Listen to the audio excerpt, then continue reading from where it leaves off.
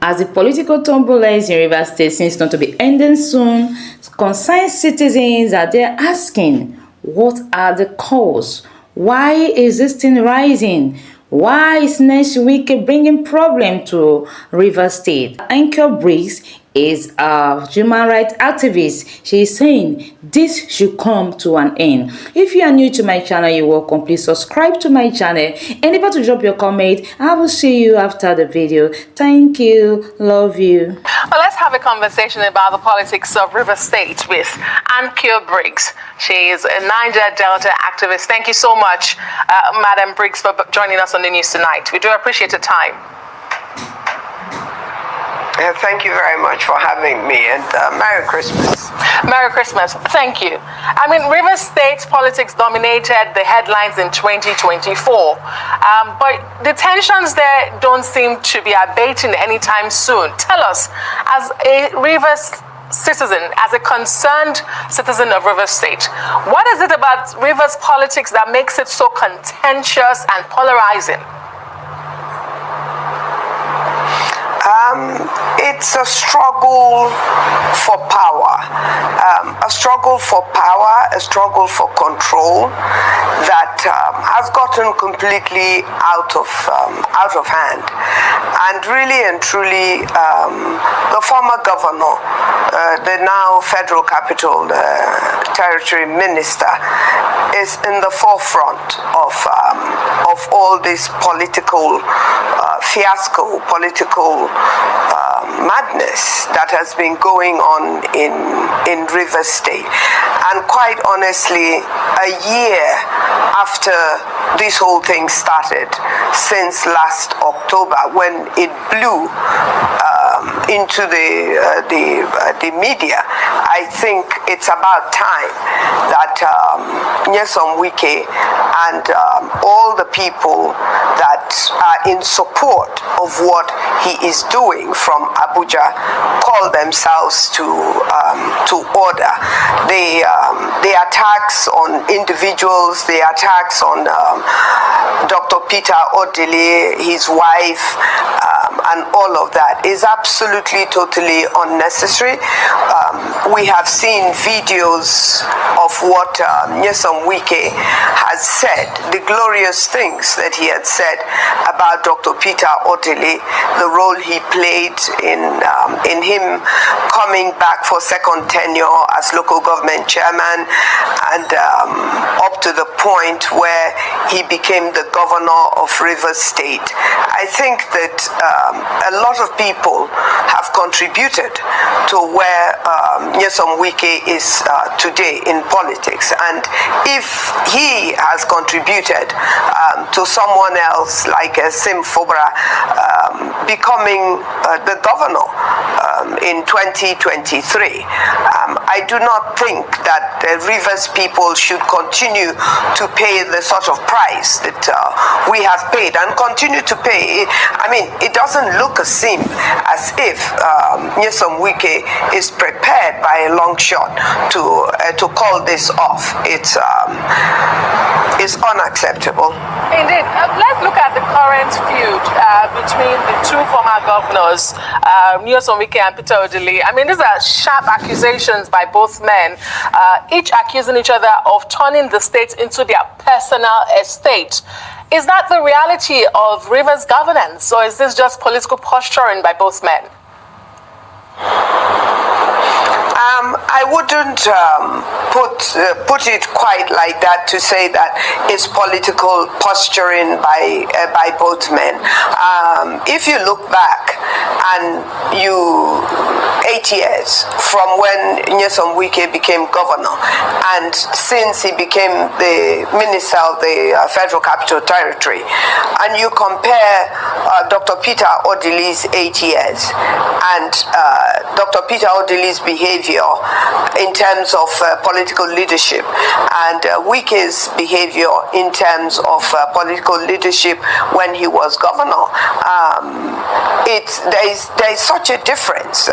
I mean, you can't compare the two men. And I think that to try to compare Wike and Dr. Peter Odilli as posturing for political power, I think it's not fair to Dr. Peter Odilli. Dr. Peter Odilli supported Nyesom Wike in the capacity in which he was able to support him. We saw the video of when the president's wife at that time, Patience Goodluck, actually handed over Nyesom Wike to Dr. Peter Odilli during the electioneering and the coming together of the idea that Wike should become the governor of Rivers State. If you look at all of those things and you look at what is playing out, I think it is proper that Dr. Peter Odilli should have a voice in what is going on in Rivers State. He's not the only one. A lot of us are speaking. And mind you, most of us that are speaking today also were people that supported Wike when he was governor, whether he wanted that support or not. And that was purely because he was the governor of Rivers State. Rivers people are people that are actually politically peaceful people. And so it must be a surprise to the rest of Nigeria. It is a surprise to me that we find ourselves in this precarious political situation where Nyesom Wike and his supporters from across Rivers State in their little pockets just will not accept that Governor Sim Fobara is the authentic governor of Rivers State and will remain so, and hopefully he will heed the call of Rivers people to run again in 2027 because we believe he is doing very well. Okay, you seem to put the bulk at the doorstep of the Federal Capital Territory Minister Nyesom Wike. I mean, in the course of this conversation, you have repeatedly called his name. How is it that Minister Wike seems to be fighting everybody? There are those who also say that the governor, Sim Fubara, finds himself at the center of all of this. Has this in any way affected his governance? What is governance at the moment in Rivers State with all of this happening? Well, I mean, if you look at what Rivers State has been through, people should actually congratulate Sim Fobara. This is a man that is not a politician. He's a civil servant before he became the governor of Rivers State. And therefore, as a civil servant, he does understand and does appreciate the situation of politics in Rivers State, particularly as it affects the people of Rivers State. And looking at even the title of this budget that you referred to in your news item, you can see that he is constantly developing and growing what is in the interest of the state, Rivers State, and the people of Rivers State. Going just slightly back, there was a reaction that Nyesom Wike had and said he built a mansion for Dr. Peter Odilli. I'm actually not surprised to hear him say so, but it is incorrect because he used Rivers State money to build whatever he claims and he has built.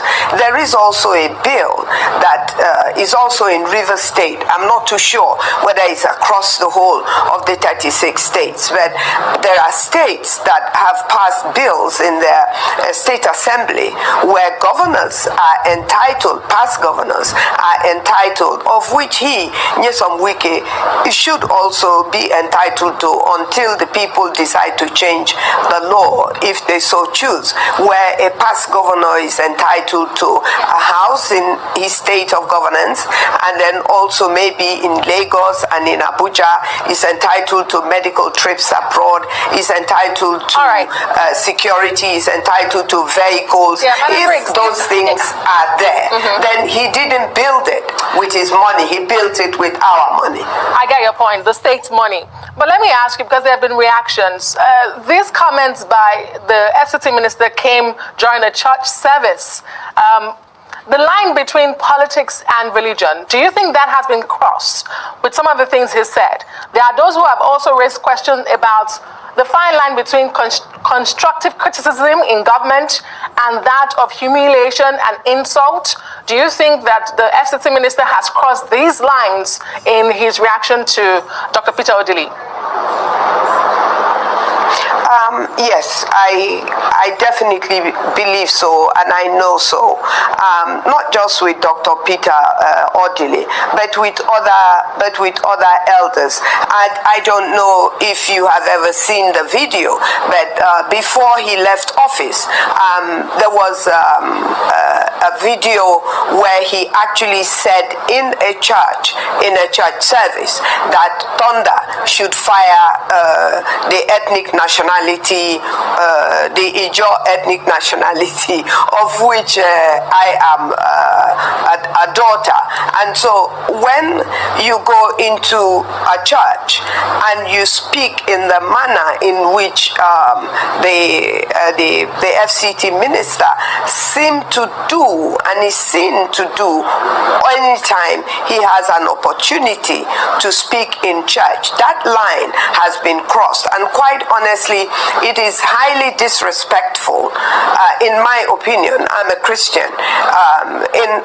It is highly disrespectful to Christians and also to God himself for the servants of God to continue to allow politicians to use their pulpit at any time to propagate their bitterness, to propagate their political career, their political desires at any time, in any state whatsoever. I think that is absolutely unacceptable. Ankyo Briggs, thank you so much for sharing your thoughts on the development in Rivers State, your state. Thank you for being here.